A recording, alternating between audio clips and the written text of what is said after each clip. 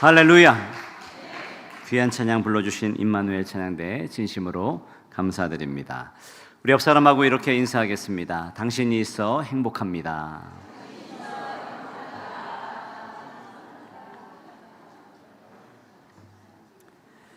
세계적인 투자 귀재인 워런 버핏을 여러분 잘 아실 겁니다.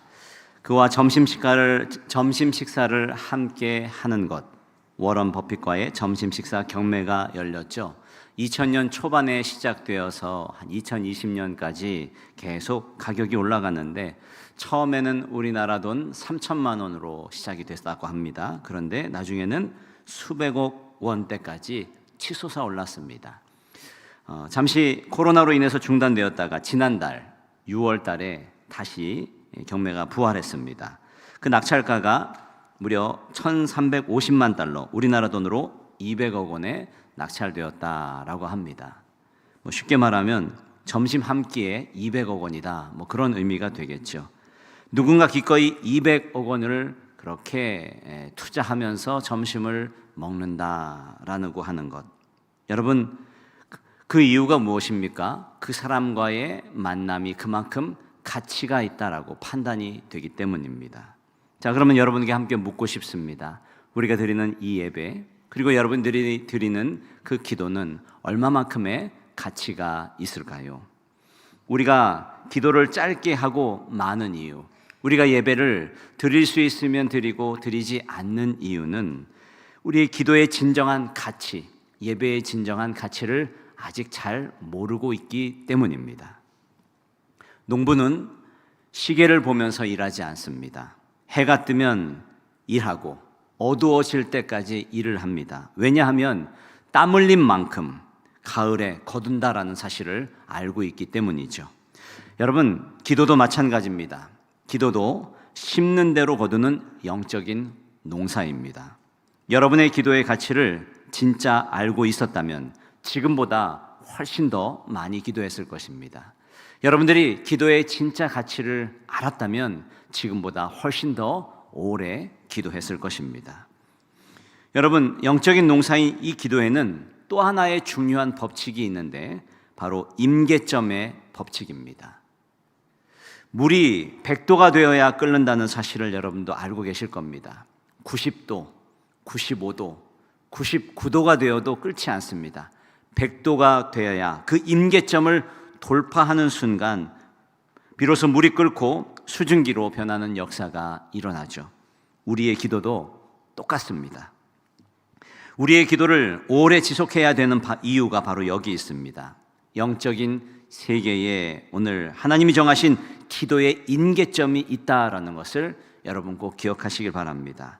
많은 성도들이 기도를 할 때에 90도, 95도, 99도, 여러분, 임계점을 돌파하기 직전까지 기도하는데 조금만 더 기도하면은 100도가 되는데 기도를 포기하고 일어서는 경우가 참 많습니다.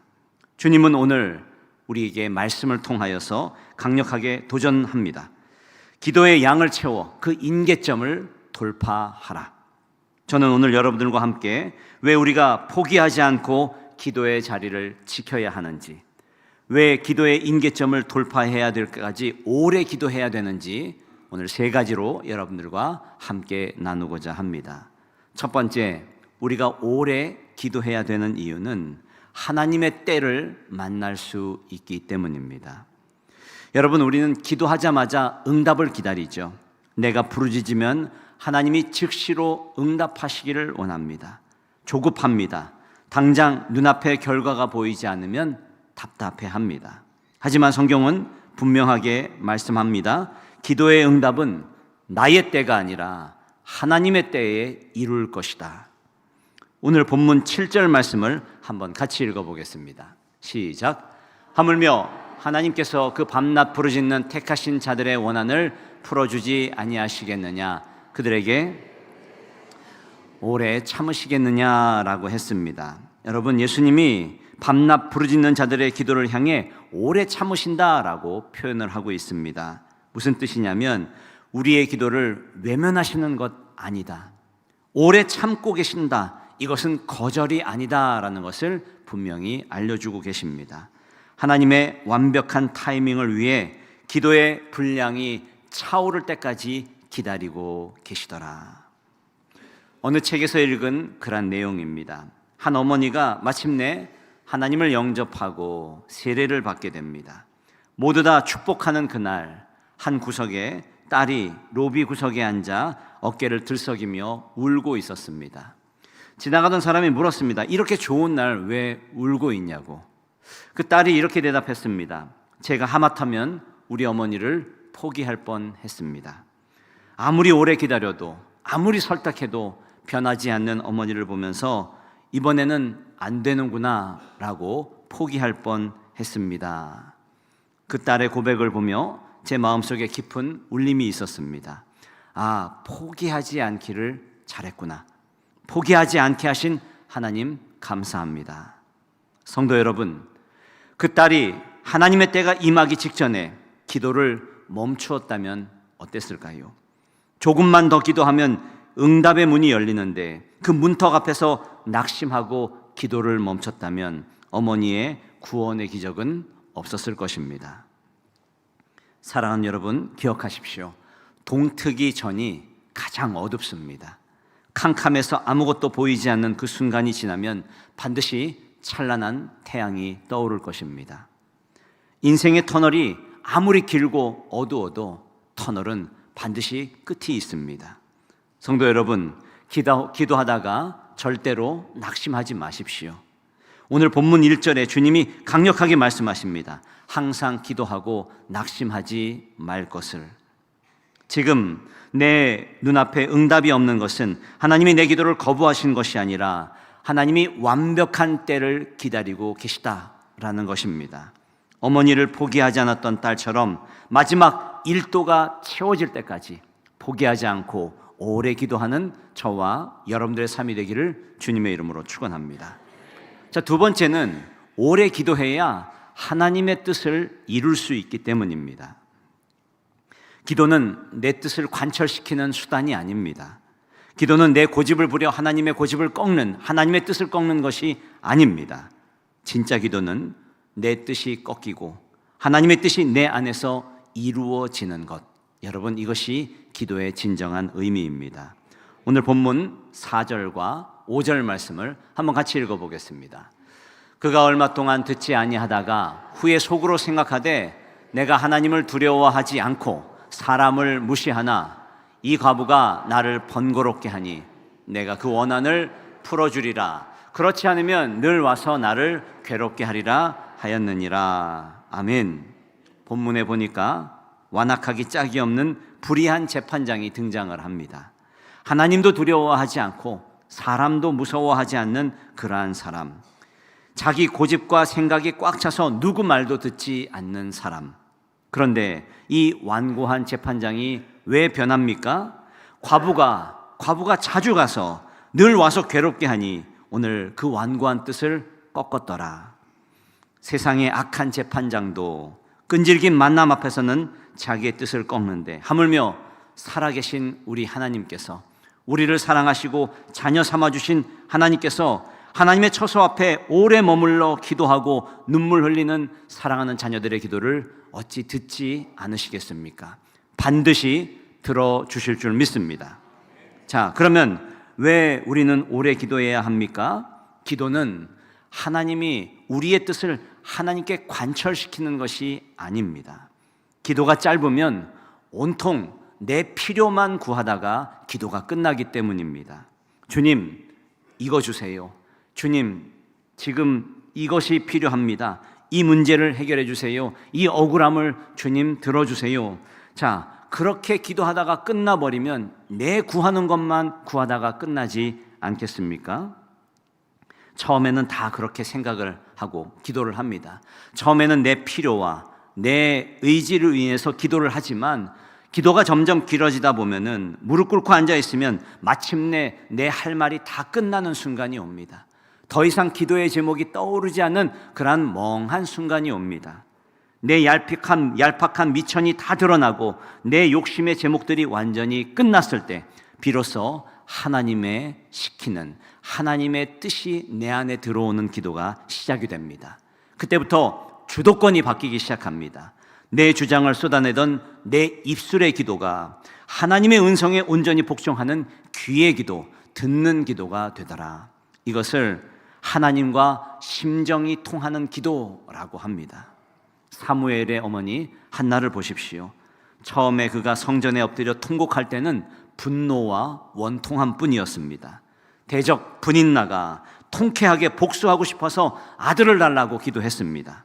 자식 없는 서름을 씻어보려고, 남편의 사랑을 다시 한번 독차지하고 싶어서 철저히 내 필요와 내 생각으로 부르짖었습니다. 그러나 기도가 깊어지고 영적인 시간이 길어지자 그녀의 기도가 바뀌기 시작하죠. 사무엘상 1장 11절의 기도를 한번 보겠습니다. 같이 읽어보겠습니다. 선하여 이르되 만군의 여호와여, 만일 주의 여종의 고통을 돌보시고 나를 기억하사 주의 여종을 잊지 아니하시고 주의 여종에게 아들을 주시면 내가 그의 평생에 그를 여호와께 드리고 삭도를 그의 머리에 대지 아니하겠나이다. 아멘. 본때를 보여주고 싶어서 시작한 기도인데 나를 위한 기도가 아니라 하나님을 위한 기도가 되었습니다. 내 자존심을 채우는 기도가 아니라 무너진 시대를 살리는 사명자를 구하는 기도로 바뀌었습니다. 이 위대한 영적인 도약은 기도의 자리에 오래 머물 때에, 우직하게 기도의 자리를 지킬 때만 일어나는 일입니다. 하나님은 이 한나의 아픔과 눈물을 통해서 이스라엘을 구원하시려는 놀라운 계획을 가지고 계셨던 겁니다. 바라고 원하는 것은 여러분의 기도가 그런 기도가 되시기를 주님의 이름으로 축원합니다. 우리 지난 40일 특별 새벽 기도에 간증집을 냈습니다. 자, 여기에 보면은 제 마음에 깊은 울림을 주는 그러한 고백이 있었습니다. 간증집 제일 처음에 나오는 우리 정정화 권사님의 간증인데, 정정화 권사님은 오랫동안 신앙생활을 해오셨습니다. 그러나 사실 마음 한편으로는 실제 일하고 계시다, 하나님이 내 삶 속에 일하고 계시다라는 그러한 생각들이 늘 믿어지지 않았다라고 고백을 하고 있습니다. 우리도 그럴 때가 있지 않습니까? 내 뜻대로 안 되고 내 생각대로 안 풀리면 하나님이 나와 함께 하지 않으신가? 여러분, 그런 마음이 들 때가 있습니다. 그런데 40일 동안 새벽 기도의 자리를 오래 지키며 하나님의 말씀을 깊이 대하는 순간 우리 권사님의 고백이 달라졌습니다. 그동안 단단하게 굳어져 있던 제 생각과 제 고집이 산산이 부서졌습니다. 그리고 이제는 다시 주님 앞에 온전히 순종함으로 나아갑니다. 할렐루야. 여러분, 이 권사님의 고백이 오늘 우리들의 고백이 되기를 간절히 소망합니다. 내 고집을 꺾고 하나님의 뜻에 붙들리게 되는구나. 내 생각을 멈출 때에 하나님이 일하시는구나. 만약에 권사님이 기도의 자리를 오래 지키지 않고 중간에 멈췄다면 어땠을까요? 너무나 당연한 결과겠지만 여전히 내 생각과 내 고집에 갇혀서 하나님이 일하시는 것이 없다, 불평하면서 세상을 살았을 것입니다. 사랑하는 여러분, 오래 기도하는 자에게 주시는 축복이 바로 이것입니다. 기도의 자리에 오래 머무시기를 주님의 이름으로 축원합니다. 내 완고했던 불신이 깨어집니다. 내 계산이 무너집니다. 오래 머무는 시간, 기도만이 내 생각과 고집을 산산이 부서뜨리고 온전히 하나님의 뜻에 머물게 할 수 있습니다. 자, 마지막으로 세 번째, 기도해야 성령의 인도함을 받습니다. 여러분, 기도는 내 힘과 내 지혜로 밀어붙이는 것이 아닙니다. 눈앞의 상황이 당장 변하지 않아도 끝까지 성령의 임재를 신뢰하고 그분의 타이밍을 기다리는 것이 진짜 기도입니다. 오늘 8절 하반절을 한번 같이 읽어보겠습니다. 시작. 그러나 인자가 올 때에 세상에서 믿음을 보겠느냐 하시니라. 아멘. 예수님이 비유 끝에 왜 이토록 가슴 서늘한 질문을 우리에게 던지실까요? 이 세상에 믿음을 보겠느냐라는 질문. 마지막 때가 될수록 상황이 당장 변하지 않으면 조급해져서 기도의 자리를 털고 일어나는 사람들이 너무 많기 때문입니다. 이 마지막 때에 믿음으로 서는 자가 있겠느냐라는 한탄이죠. 가만히 생각해 보면 남 탓하면 안 되는데 사실 우리가 사용하는 핸드폰 때문이라고 저는 생각이 됩니다. 예전에 여러분 약속하고 약속 시간이 어겨지고 약속이 오지 않으면 어떻게 됩니까? 10분이고 30분이고 어떨 때는 1시간이고 2시간이고 믿고 기다렸습니다. 올 것이라는 분명한 생각을 가지고. 그런데 요즘은 어떻습니까? 단 1초만 늦어져도 핸드폰으로 걸어서 어디야? 오는 거야? 마는 거야? 여러분 이러다 보니까 우리의 마음에 조급함이 생긴 것은 아닐까? 주님이 진짜 찾으시는 믿음은 무엇일까? 내 조급함을 내려놓고 끝까지 성령의 일하심을 신뢰하며 기도의 자리를 사수하는 끈기 있는 믿음을 가지시기를 주님의 이름으로 축원합니다.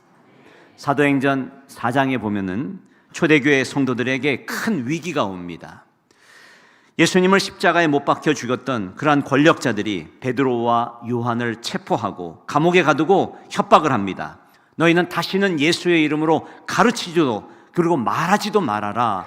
예수의 이름을 꺼내지도 말아라 라고 협박을 합니다. 한 번만 더 이상 예수의 이름을 입에 담으면 죽여버리겠다라는 공식적인 사형 선고이자 살해 협박입니다. 자, 이 소식을 들은 초대교회 공동체 전체는 공포에 떨었습니다. 왜 그렇습니까? 예수님이 십자가에 못 박혀 죽었던 트라우마가 다시 살아났기 때문입니다. 사도들도 다 두려워 떨었습니다. 당분간 지하로 숨자. 예수라는 이름 대신 다른 부드러운 표현을 우리가 다시 한번 타협하자. 인간적인 생존꾀를 냈을 것입니다. 그러나 초대교회 성도들은 어떻게 했을까요? 성경은 그 치열했던 영적인 돌파의 순간을 이렇게 고백을 하고 있습니다. 사도행전 4장 31절의 말씀 같이 한번 읽어보겠습니다. 빌기를 다하매 모인 곳이 진동하더니 무리가 다 성령이 충만하여 담대히 하나님의 말씀을 전하니라. 자, 여기에 빌기를 다하매라고 하는 것, 이것은 기도의 임계점이 찼다라는 의미입니다. 쏟아부은 기도가 있었고 오늘 우리의 기도가 넘치고 그 한계점에 닿으니까 성령께서 임하시더라. 사랑하는 여러분, 우리가 오래 기도해야 되는 이유가 바로 여기 있습니다. 우리의 기도가 임계점에 닿을 때에, 빌기를 다할 때에 하나님께서 역사하시기 때문입니다. 성령이 충만해지자 그들은 두려움에 도망치던 그러한 조급함을 버리고 담대히 하나님의 말씀을 전하는 자들로 바뀌게 되었습니다. 마지막 때에 우리가 이 성령의 인도하심을 놓치는 이유가 무엇일까? 현실과 위협, 내 삶의 침묵, 그리고 이 모든 것들 앞에서 우리가 조급한 마음으로 기도의 시간을 채우지 못하고 더 오래 기도하지 못하고 자꾸 기도가 멈추기 때문입니다. 내 눈앞에 당장 결과가 보이지 않아도 내 삶을 위협하는 무거운 문제가 남아있을지라도 묵묵히 기도의 자리를 지키며 빌기를 다하는 저와 여러분들의 삶이 되기를 주님의 이름으로 축원합니다. 아까도 말씀드렸지만 우리 간증집에는 또 한 분의 간증이 있습니다. 우리 김용옥 권사님의 간증인데, 권사님은 이태원에 사시다가 멀리 이사하신 후라 처음에 40일 새벽 기도를 하겠다라는 그런 말을 듣고 도저히 엄두가 나지 않았다라고 합니다. 그러나 매일 새벽마다 하나님께서 깨워주셔서 첫 차를 타고 달려와 100m 달리기를 하듯 숨이 차도록 턱이 차도록 성전을 향해 뛰어서 겨우 들어오셔서 예배를 함께 드리셨습니다. 마침 권사님에게는 삶에 무거운 문제가 생겨서 특별히 이번 특세 기간 동안에는 내가 하나님 앞에 매달려 기도하겠다라는 그러한 결단을 하셨습니다. 자, 그런데 권사님의 간증의 마지막이 뭐라고 고백하셨는지 여러분 기억하십니까? 아직 당장의 응답은 없지만 서두르면 이스마엘, 기다리면 이삭이라는 말씀을 굳게 붙잡고 진득하게 기다리려 합니다. 주님께서 반드시 내 삶을 역전시켜 주실 줄 믿습니다. 할렐루야. 이 권사님의 고백을 보며 제 가슴속에 뜨거운 눈물과 확신이 차올랐습니다. 맞다. 조급하게 내 지혜로 이스마엘을 만들지 말고 성령의 인도함을 받으며 진득하게 기다리는 진짜 이삭이 되기를 원합니다. 기도의 자리를 지키며 역전의 주님을 바라보게 하신 하나님 감사합니다. 저는 아직도 특송 중간쯤 되면은 그렇게 가쁜 숨을 내쉬면서 중간쯤 앉으셔서 호흡을 고르는 권사님의 모습이 생생합니다. 성도 여러분, 만약 권사님이 눈앞에 응답이 없다고 조급해하며 기도를 멈추었다면 어땠을까요? 성령이 주시는 평안은 잃어버리고 인간적인 수단과 방법으로 이스마엘을 낳으며 더 큰 시험에 빠졌을 것입니다. 사랑하는 성도 여러분, 주님이 마지막 때에 찾으시는 믿음이 바로 이런 믿음입니다. 눈앞에 당장 결과가 보이지 않더라도, 내 삶에 아직 문제가 해결되지 않은 무거운 문제가 남아 있을지라도 문제보다 크신 하나님을 바라보는 저와 여러분들의 삶이 되기를 간절히 소망합니다. 우직하게 기도의 자리를 지키며 성령님과 깊이 동행할 때에 비로소 우리의 걸음을 선한 길로 인도하시는 주님의 역사가 여러분의 삶 가운데 날마다 임하시기를 주님의 이름으로 축원합니다. 말씀을 마치겠습니다. 5만 번의 기도 응답을 받았던 영적 거장 우리 조지 뮬러를 잘 아실 겁니다. 그는 젊은 시절에 회심을 한 이후에 예수를 믿지 않는 친구들 5명의 이름을 수첩에 이름을 적고 매일마다 기도했습니다. 그가 신앙생활한 지 기도를 시작한 지 5년 만에 3명의 친구가 돌아왔습니다. 자, 그러나 2명의 친구는 그렇게 기도를 했지만 주의전으로 돌아오지 않았죠. 무려 52년을 그렇게 기도했습니다. 뮬러가 이제 나이가 많고 은퇴할 때가 되어서 고별 설교를 하는 그날, 그 마지막 4번째 친구가 예배의 자리에 나와 예수님을 영접하게 됩니다. 그러나 마지막 1명 남은 그 친구는 안타깝게도 조지 뮬러가 숨을 거두는 그 순간까지도 예수님을 믿지 않았습니다. 장례식 때에 오늘 소식을 듣고 그 친구가 찾아왔을 때 다른 친구들이 이야기해 주었습니다. 조지 뮬러가 너를 위해서 52년이나 눈물로 기도했다. 오늘 그 소식을 전해들은 그 친구가 그 자리에서 무릎을 꿇고 예수님을 영접하였습니다. 그 후에 영국 전역을 다니면서 평생 이렇게 간증했습니다. 내가 바로 조지 뮬러의 5만 번째 기도의 응답입니다. 할렐루야. 사랑하는 여러분, 우리의 기도는 결코 사라지지 않습니다. 우리의 기도는 결코 헛되지 않습니다. 여러분이 기도의 응답을 따지 못하신다면 여러분들의 자녀들이 그 기도의 응답을 누리게 될 것입니다. 마틴 루터나 존 웨슬리는 신앙의 거장들도 매일마다 밀려드는 사역 속에서도 3시간 이상씩 반드시 기도의 무릎을 꿇고 기도를 드렸습니다. 여러분, 우리가 할 일이 없고 시간이 많아서 기도하는 것 아닙니다.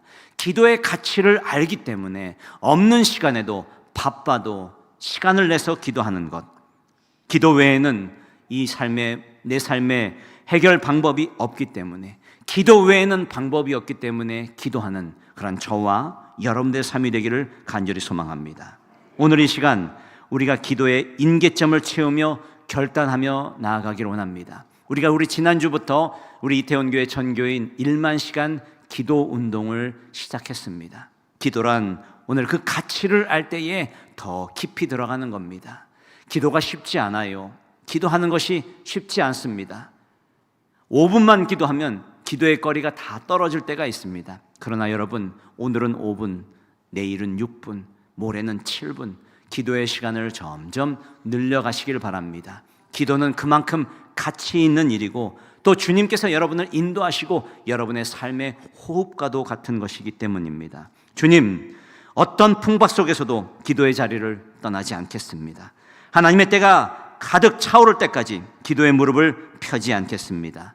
내 완고한 고집을 꺾고 하나님의 뜻이 내 삶 가운데 이루어질 때까지 세밀한 기도의 인도함을, 그리고 오늘 내 기도가 멈추지 않겠습니다 라고 고백하는 저와 여러분들의 삶이 되기를 간절히 소망합니다. 사랑하는 여러분, 마지막 때에 주님이 찾으시는 그 믿음의 사람들, 저는 우리 이태원교회 모든 성도들 그 한 사람 한 사람이 주님께서 찾으시는 그 사람, 끝까지 참고 인내하고 기도하고 실망하지 않고 포기하지 않고 낭망하지 않고 기도하는 그 사람이 되시기를 주님의 이름으로 축원합니다.